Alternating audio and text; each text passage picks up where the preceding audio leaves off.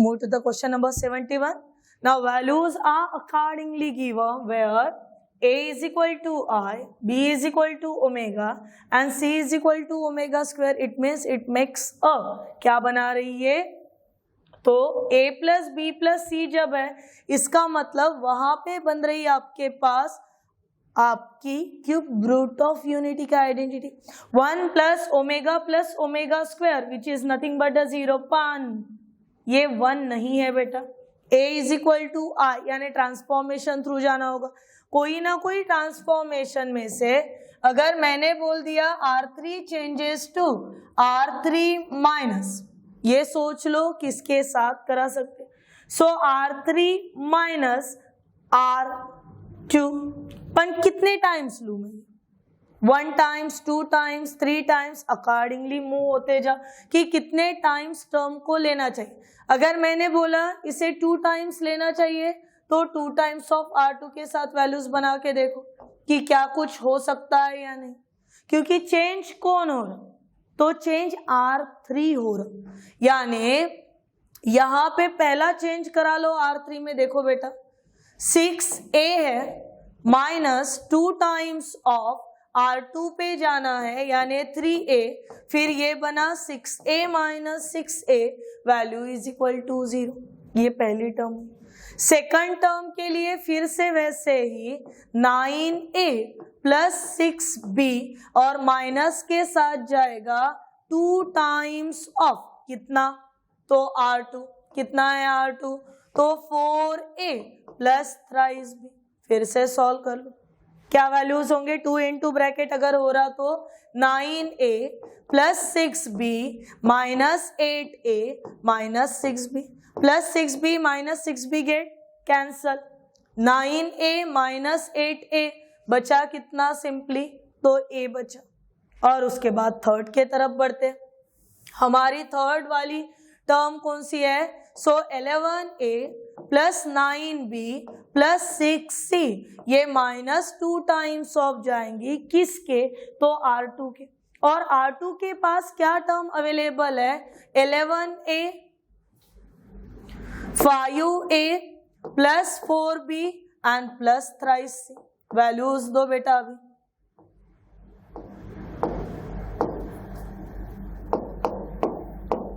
Now this keep as 11A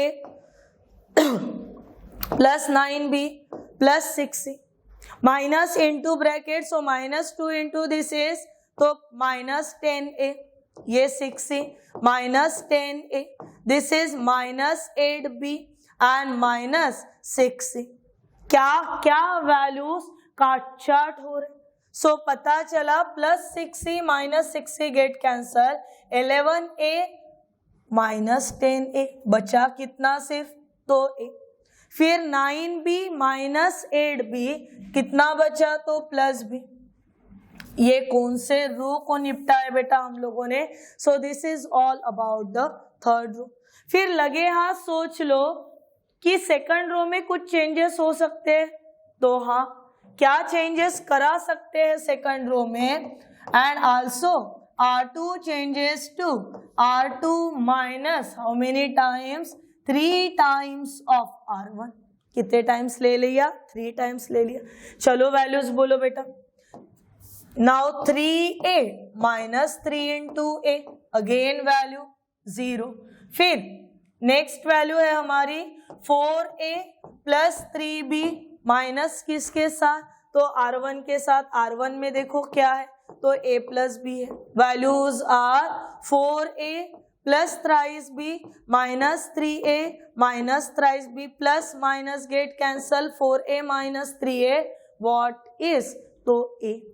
फिर और बढ़ते. नेक्स्ट टर्म क्या है बेटा हमारी? 5A plus 4B plus thrice C minus 3 times in a bracket. What are the term? A plus B plus C. Values cover करो.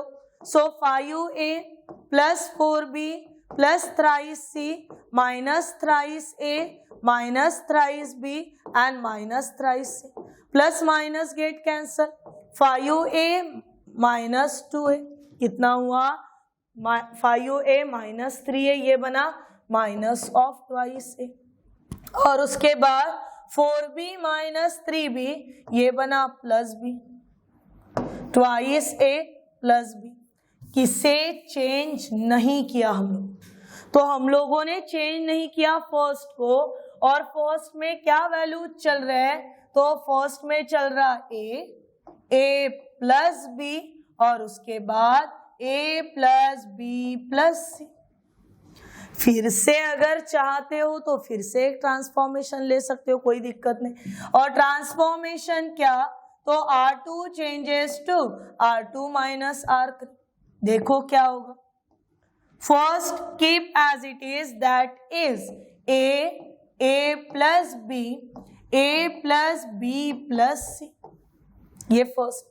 Second में हम लोग ट्रांसफॉर्मेशन दे रहे हैं कि R2 minus R3, 0 minus 0, it's a 0, a minus a 0, twice a plus b minus a minus b, plus b minus b get cancel, what is left? Simply a is left. And उसके बाद 0 a plus b। Now let's move to solve this. First element in a term, it's a a. Multiply 0 into a plus b, 0 minus a into a square. उसके बाद minus a plus b. Then in a bracket, eliminate the row and column.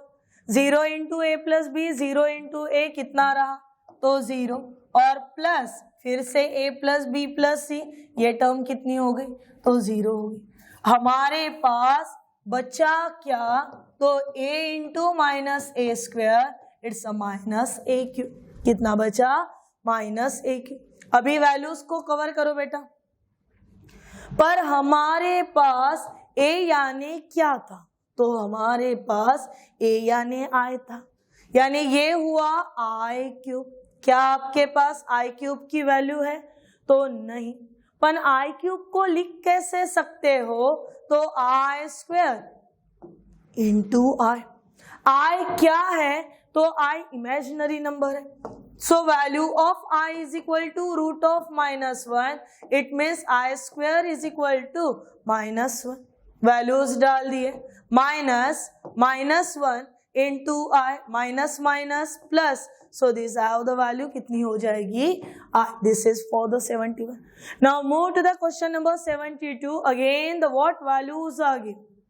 देखिए बेटा, सबसे पहले तो ये observe कर लीजिए कि आपके पास का जो डिटर्मिनेंट चल रहा वो फॉर्मेट में चल रहा p minus x, p minus x, ठीक है। उसके बाद q minus y, q minus y, r minus z और r। कोई ना कोई ट्रांसफॉर्मेशन करा सकते हो आप, सबसे पहली चीज। पर आपको आंसर जो रिक्वायर्ड है वो कैसा है? p upon x, q upon y and r upon z, ऐसा ही है। तो हम लोग क्या करा लेते? सबसे पहले फर्स्ट कॉलम में से अपॉन का x बाहर निकाल लेते। अगर मैंने यहाँ का x बाहर ले ली, ठीक है, कॉमन किसे बोल रही मैं? यहाँ का x अगर मैं बाहर ले, तो देखो मेरे पास टर्म कैसे होंगे। पहली टर्म बन जाएगी p अपॉन एक्स, दूसरी टर्म बनेगी p माइनस एक्स और अपॉन एक्स, एक्स बाहर भेज रहे थे। तो अगर मल्टीप्लाई किया है तो डिवाइड भी करना पड़ेगा। तो ये बन गया बेटा p upon x -1। Similarly for the third term भी क्या हो जाएगा? p upon x -1।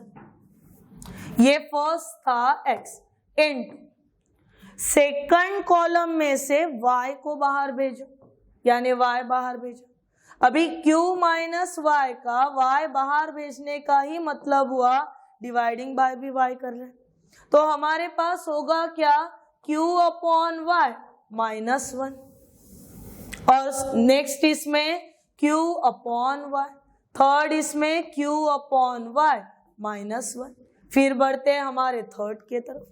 थर्ड में से z को बाहर मिला लो, यानी x into Y into z. Terms कैसे होंगे बेटा? तो टर्म बन जाएंगे r upon z minus 1, r upon z minus 1, and third one r upon z. Observe the terms, observe the column. की बात चल रही वही टर्म कहीं रिपीट तो नहीं हो रहे. तो यस, यहाँ पे अगर C1 changes to C1 plus C2 plus C3. देखो 11 का पार्ट 1 का डिटर्मिनेंट के लिए बुक जो है टेक्स्ट बुक वो रेफर कर लो. आपके ट्रांसफॉर्मेशन बहुत अच्छे से क्लियर हो जाए कि कब क्यों कैसे इसको याद.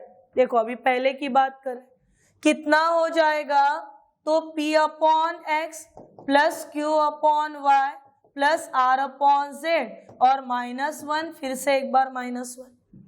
टोटल बनके कितना, देखो x y z. ये पहले से ये टर्म सबके पास आएंगे फर्स्ट इसमें, जो कि कितनी है P upon x plus Q upon y plus कितनी R upon z. Minus minus हो गए यहाँ पे -2.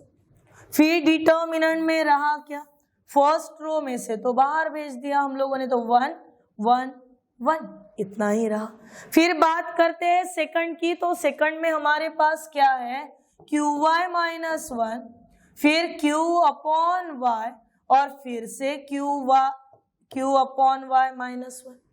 और थर्ड टर्म के लिए हमारे पास क्या है, तो R upon z minus 1, R upon z minus 1 and R upon z.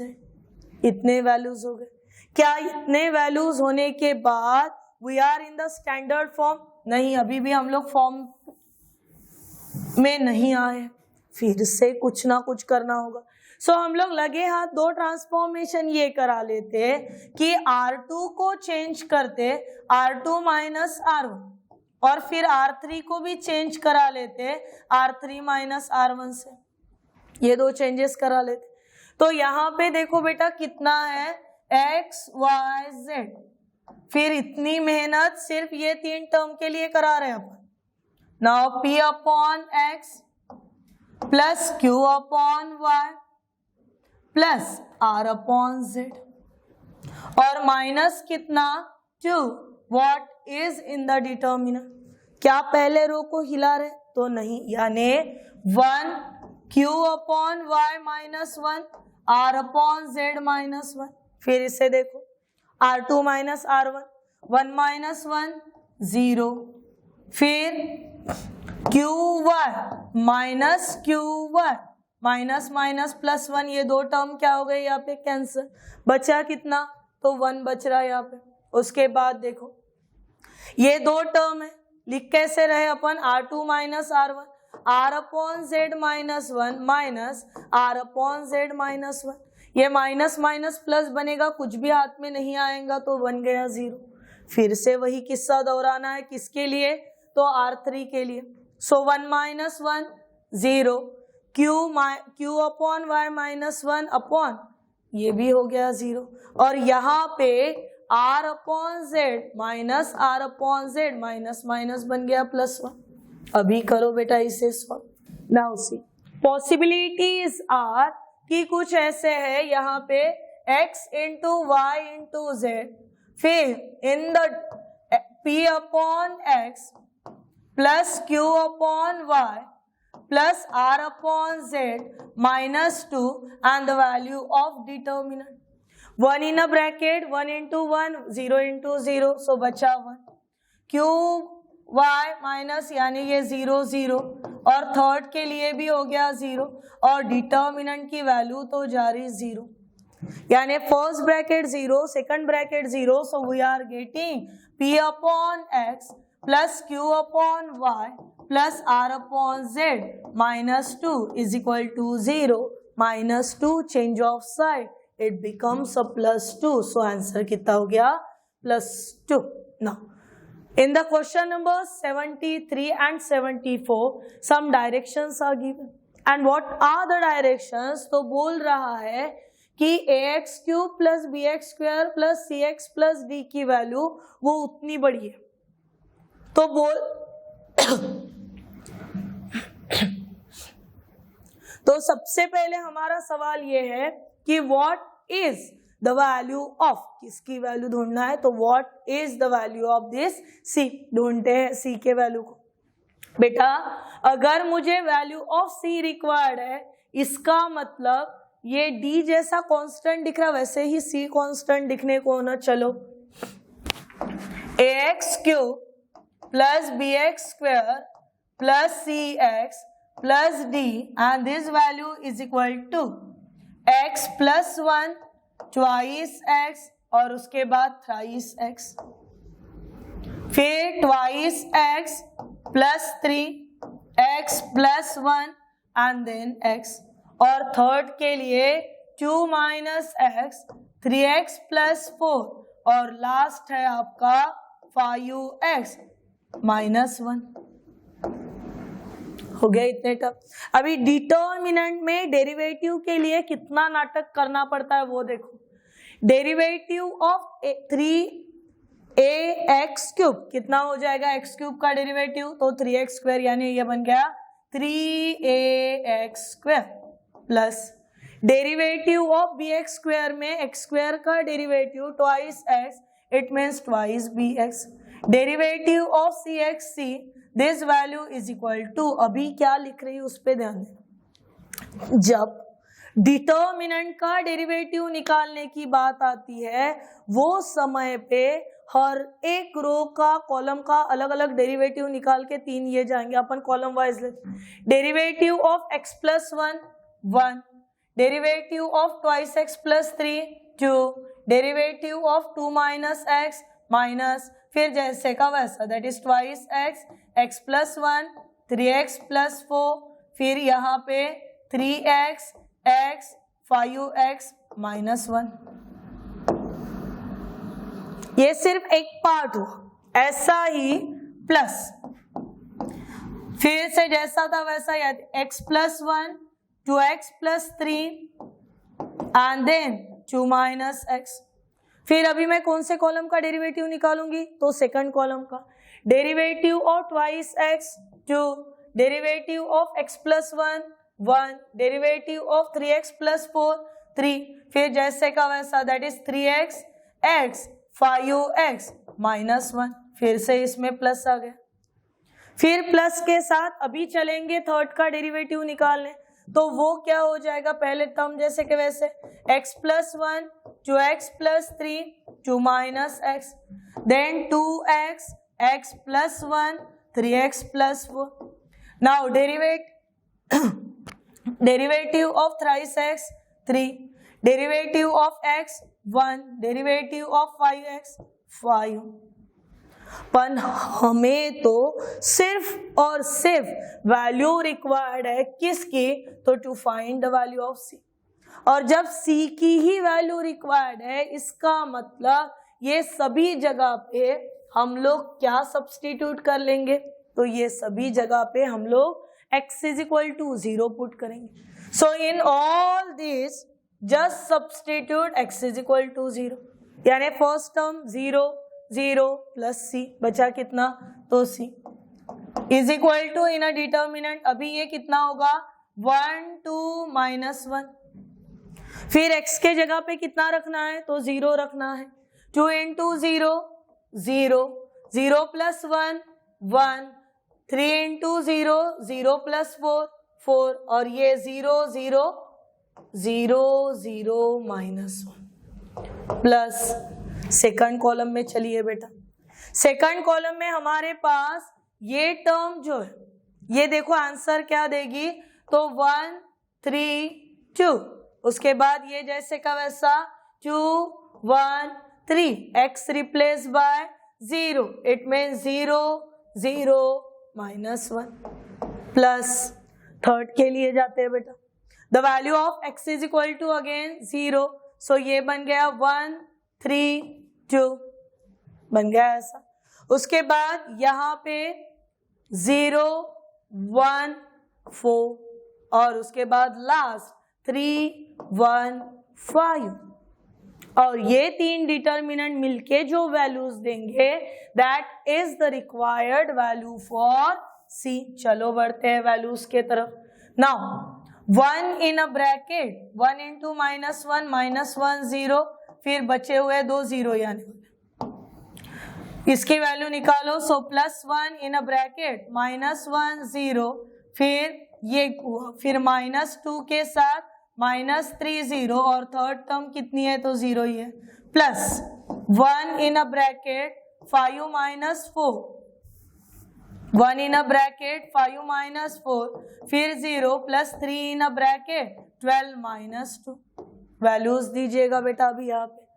ये फर्स्ट वैल्यू हुई हमारी -1, फिर से हमारी यहाँ पे वैल्यू हुई -1, -2 इंटू -3 इट्स अ -6, उसके बाद 5 -4 +1 +3 इन अ ब्रैकेट कितना तो 10, वैल्यूज दो, -1 -1 -6 ये बन गए -8 और +30, यानी आंसर होने को ना हमारा 22। कहीं पे प्लस माइनस करेक्शन देख लेना बेटा and accordingly find your answer. कहीं ना कहीं पे ना बढ़ते हैं 74 के तरफ। So what values are given in the question number 74? तो हमें ढूंढना है a + b + c, और वो वैल्यू कितनी, तो जो ओरिजिनली दिया हुआ है उसमें सब्सटीट्यूट करा लेते x = 1, यानी ये हुआ a + b + c + d, this value is equal to x के जगह पे 1 डालो, यानी 1 + 1 2, 2 + 3 5, 2 - 1 1, फिर यहाँ पे 2 × 1 2, 2 + 1 3, 3 × 1 3, 3 + 4 7, then 3 × 1 3, फिर 1, 5 × 1 5, 5 - 1 4, फिर इसकी वैल्यू ढूंढोगे and whatever the value it's your required value for your determinant. जैसे कि 2 in a bracket 12 - 7, -2 in a bracket 20 - 1, +3 in a bracket 35 - 3, ये हो गया 2 ब्रैकेट में 5 -2 19 +3 then 32। so values are 10 -38 +96, values दो। यहाँ पे रहा -28 +96, सो वैल्यू आ जाएंगी आपकी 4 में। So this all about your required values. बढ़ते हैं हमारे सेकंड लास्ट क्वेश्चन के तरफ। The determinant is in the form of, क्या फॉर्म चल रहा, कॉस कॉस साइन साइन, बोल रहा डिपेंडेंट है या फिर इंडिपेंडेंट है। नाउ पहला कॉस ऑफ थीटा + फाई, और जब थीटा + फाई है तो इलिमिनेट रो कॉलम करा के देखो क्या मिलेगा, cos theta × cos phi minus sine theta × sine phi, one cos theta × cos phi minus sin theta × sin phi, this is the value for किसकी वैल्यू हुई, तो cos of theta + phi की value. फिर माइनस के साथ चलो बेटा, आपके सेकंड टर्म को पहले ही माइनस है तो 2 माइनस मिला के बन गया वो plus. Eliminate the row and column अगर करते हो तो sin theta × sin phi, second term क्या है हमारी, साइन ऑफ थीटा + फाई, ठीक है, इनटू में जा रहा sine theta row and column, तो बचा साइन थीटा × कॉस फाई, उसके बाद माइनस, इससे पहले से ये माइनस बन गया plus cos theta × cos phi, again cos theta × sine phi, again this is the formula for sine theta + phi. ये 2 टर्म हो गए हमारे पास। नाउ बढ़ते हैं हमारे नेक्स्ट टर्म के तरफ, और हमारे पास का नेक्स्ट रिजल्ट देखो क्या है, cos of 2 phi, cos of 2 phi in a bracket sin theta × sin theta sin square theta minus cos theta × minus cos theta, so plus cos square theta and sine square theta + cos square theta कितना 1, यहाँ पे भी cos square theta sine square theta + y कितना हुआ 1, क्या आपके पास बच रहा जो आंसर उसमें थीटा दिख रहा? तो नहीं. It means given function independent किसका होगा? तो फाई का. Now the last question for today's video, the value of determinant of third order, यानी ऑर्डर कितनी है बेटा यहाँ पे? तो ऑर्डर थर्ड है. और ये डिटर्मिनेंट की वैल्यू कितनी कहे जा रही? तो 9 है.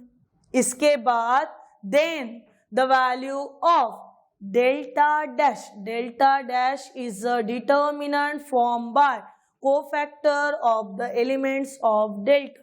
अभी cofactors of element of delta है, इसी का मतलब वो एडजॉइन है. और डिटर्मिनेंट ऑफ ए डैश, इसी का मतलब डिटर्मिनेंट ऑफ एडजॉइन ऑफ ए हुआ. और जो कि स्टार्टिंग के ही रिजल्ट में हुआ है हमारा. जब डिटर्मिनेंट का निकालना है तो having the answer n-1. Values डालो बेटा. द वैल्यू ऑफ डिटर्मिनेंट ए कितनी है? तो 9. ये 3 - 1 यानी बन गया 9 square which is nothing but the 81. This is the value for, ये किसकी वैल्यू हुई? सो this is the value for a dash. पर हमें तो वैल्यू मांग रहा ए डैश स्क्वायर की. So delta dash square that is equal to 81 square. And 81 square का 4 में से जो भी करेक्ट ऑप्शन होगा आप ये निकाल लोगे and that is your required answer. So these all are regarding with a beautiful chapter of determinant. In the next video we all are here with once again trigonometric ratios, identities, and then we are more jump to the complex number and the quadratic equation.